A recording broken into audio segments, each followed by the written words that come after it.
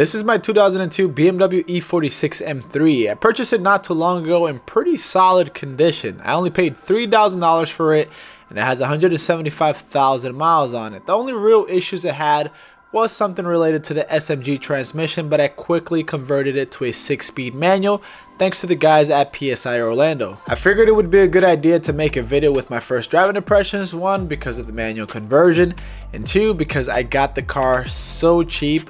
I mean, how good does it drive? The only thing I've done to this car is the SMG to manual conversion and replace the starter for a new one since the last one fried. Other than that, I really haven't done anything to it, so I was curious to see how an E46 M3 drives, one that has 175,000 miles and only cost me $3,000. Okay, we're gonna try this again. The first time that I try to give you guys a driving impressions video, it pretty much failed because the car took a dump almost immediately and the engine bay started smoking. So we're gonna try this again. If you haven't watched that video yet, by the way, I'll leave it down in the description below. It's a rather interesting one. Anyways, with further ado, let's go ahead and start her up and take her for a drive.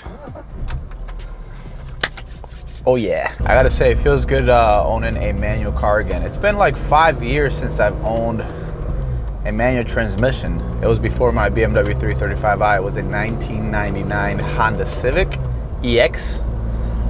And yeah, that was the last time. Since then, I've been using an automatic transmission with shifter paddles. And you know what? I didn't mind, but nothing beats stick shift. Gotta give it up to those PSI guys. They did a really good job doing the conversion from SMG to manual. It seems like this car was born as a manual. It's so good. It's very smooth. Obviously the M3 of this generation, the gearbox is a little bit noisy in some kind of way, but it shifts beautifully. Great job those guys did. You know what's my favorite part about this car already? Is this. That sound. That naturally aspirated inline 6. Those revs. Oh my God, I can't get enough of it. I just can't. Just listen to it. Orgasmic. Or freaking gasmic. Ever since I filmed the video and drove the M3, I cannot stop thinking about the sound that the S54 produces. I keep replaying it in my head. And here's how it sounds from the outside.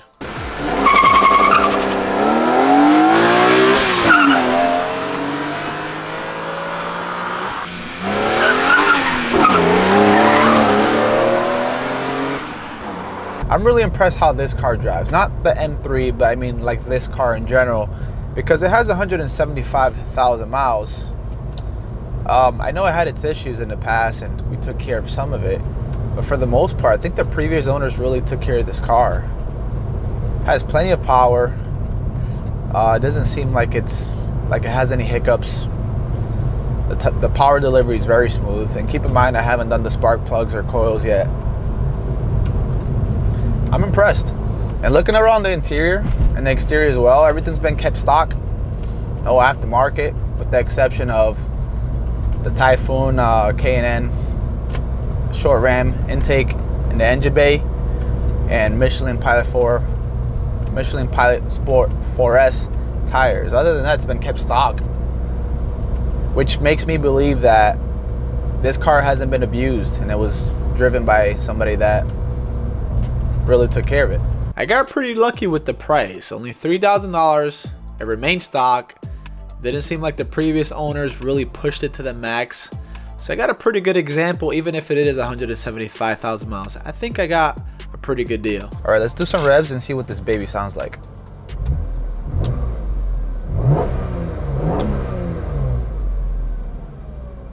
Definitely needs an aftermarket exhaust, that's for sure. Engine sounds good, but not enough noise back there.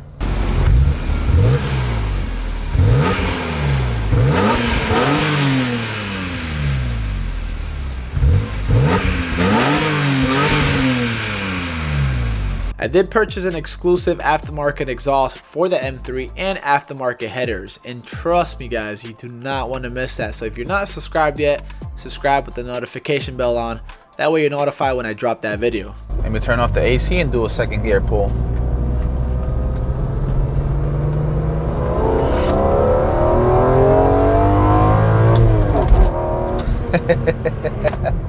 I'm a little rusty at shifting, I haven't owned a stick shift car in a while, so whatever. But that's fun. You hear that sound coming from that engine? It's just impossible to drive this car slow because you just want to hear those high revs. It's so good, man. I have no words. Downshifts are very, very smooth. Man, have I missed a traditional stick shift transmission. It's just great. All right, so AC needs to go back on because it's very hot here in Central Florida. Like, oh, look at that, I stalled the car.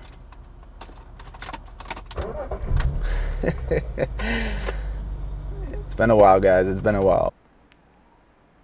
Embarrassing, I know. The AC on this car is very, very impressive. It's much colder than the one in my 335i, which is freaking crazy. Ooh, sounds so good. It's so addicting, guys. You get like this feeling inside that you just want to keep doing it over and over again. This car can get you into a lot of trouble, that's for sure. Just because you want to hear those revs. I'm not sure how many of you guys are a fan of the POV perspective. I thought it would be pretty cool to film that just because it feels like you're in the driver's seat, and plus you can really hear and kind of feel the driving experience in a way. And especially you can hear the sweet sound from that inline 6, the S54.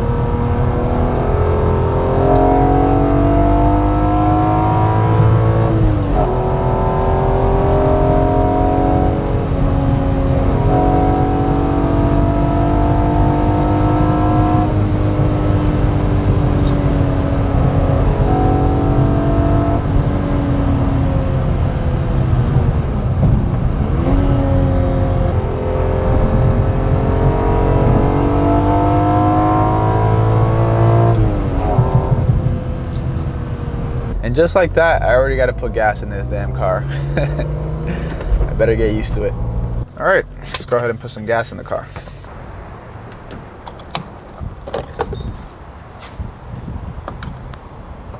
I'm a Shell V-Power type of guy. I'm curious, what kind of fuel do you guys use to fill up your tanks? Let me know in the comments section below. 14 gallons, 36 bucks.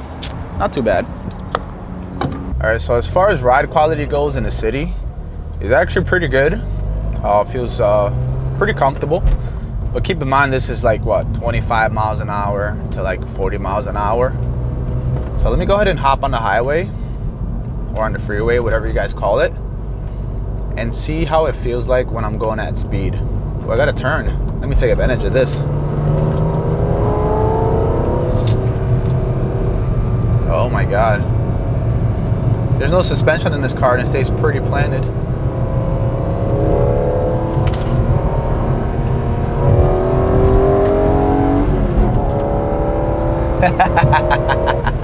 That is so fun. Oh my god, this is not the fastest car out there, but it just feels fun when you floor it. It's one of those cars where like it's very usable as a daily driver. When I say that the M3 is not the fastest, I don't mean that it's not fast. It's a very quick car, but it's very manageable and very controllable on public roads. What I'm referring to is like, you know, you have a car with full bolt-ons, it has a turbo, maybe you upgraded the turbo, has a lot of low-end torque. It becomes very hard to use even half of that on public roads. and it's pretty damn dangerous. Of course, using all the power from the E46 M3 can be dangerous as well, but it's much more manageable. I don't know how to explain it, but I hope you guys understand what I'm trying to tell you. All right, so I'm currently going at 80 miles an hour here on the freeway, and I can see where the ride quality took a dip a little bit, but that can be a few things. The tires that it has on, the Michelin Pilot Sport 4S's, this car's been sitting on those tires for a year and a half without being driven. The car was literally sitting in a parking lot, so it could have some flat spots, and that could be why at like over 70 miles an hour it feels a little bit less smooth. And I think that after I swap out the suspension for some really good coilovers, some new tires, the new wheels that I have, it's gonna feel much better. It's not bad, it's bearable, I can still drive. Look at that, the car's aligned too. It's straight. Look at that, perfect. Driving on the highway for an extended amount of time, especially over 80 miles an hour, definitely show the weak points of this E46 M3. It showed its age, and the mileage pretty much reinforced the fact that I need to change a lot of the suspension stuff and the tires. And honestly, I'm not surprised, because when PSI Orlando did an inspection on this M3, the shocks looked like they were in terrible shape, the brakes were pretty bad, the springs look rusty, so it's a given. Every bump, every imperfection on the road, I can definitely feel it on the driver's seat. The shocks were absolutely blown. All right, downshift to 5th gear. Definitely when I shift gears, I don't know if you guys can catch that on video. Let me downshift. Yeah, I think the differential bushings are completely shot, so I'm gonna have to swap those out. You can definitely feel the shifts. It's like a clunk sound. I mean, it could be the drive shaft that's worn out. I know Sean from PSI, the owner there, kind of demonstrated this bell sound that it was creating, and he said that might need to be refurbished. Could be the bushings as well. But anyways, I'm going to take care of all of that and make sure that this car rides the best it can possibly drive.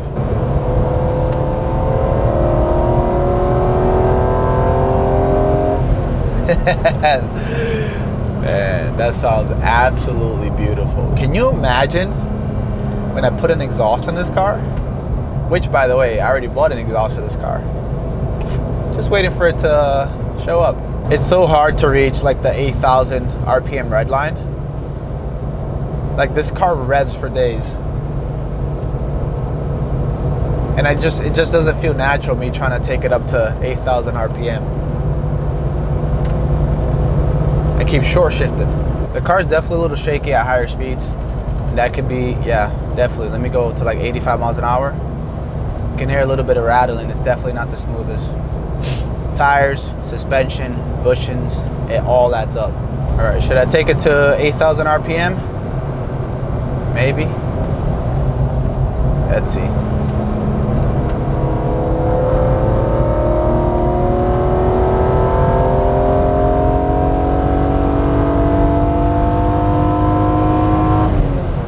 I'm not gonna do it. I'm not gonna do it. I wasn't even close to 8,000 RPM, and I was already creeping up to over 100 miles an hour. Not gonna do it. I gotta save that for either the drag strip or the track. 4th gear is very long. Yeah, this car definitely is not liking the 80 miles an hour trip. It's definitely shaking a bit. So let me go ahead and get off the freeway. Back to city driving I go. The seats are very, very comfortable. Bolster is just enough to keep you in place. I've been driving for about 30 minutes now. I feel zero fatigue. Keeps me in the right seating position. I like it. They actually look like they're in very good condition as well. For a car that has 175,000 miles and it's what, 19 years old? This car is in very, very good shape. And also keep in mind, like I said earlier, it's been sitting outside for over a year and a half. Like, got some quality material in here if it was able to survive. Let's see.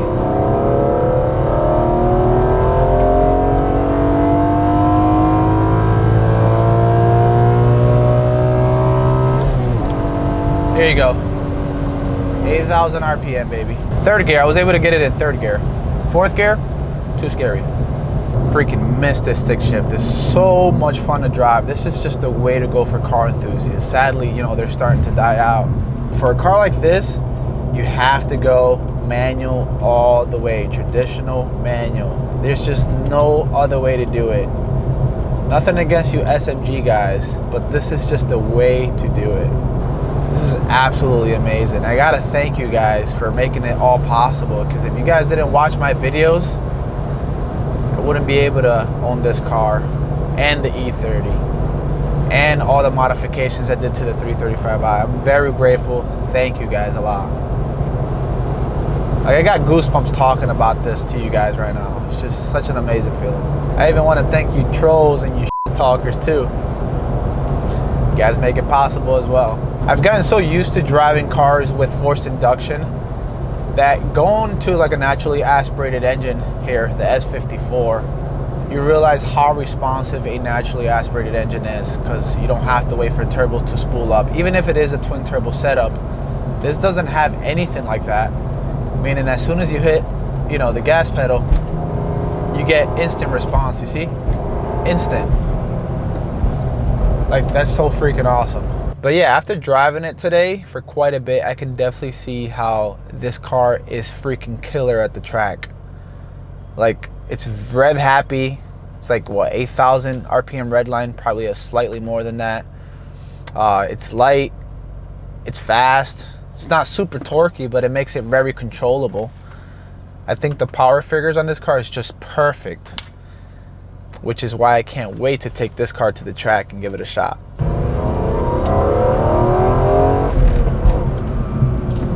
It's impossible to drive this car slow, guys. Impossible. Unless you stand set out and you got your freaking wheels sitting at 180 degrees, then you don't really have a choice.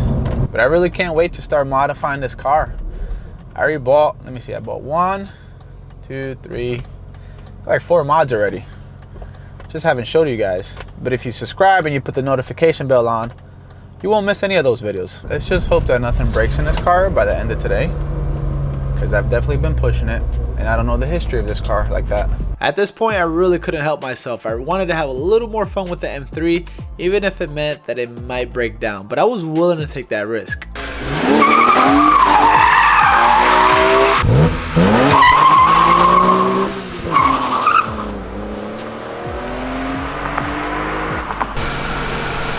Yep, there goes my fog light.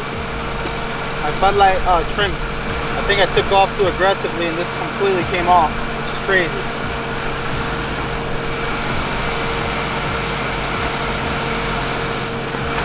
See if I can snap it back into place.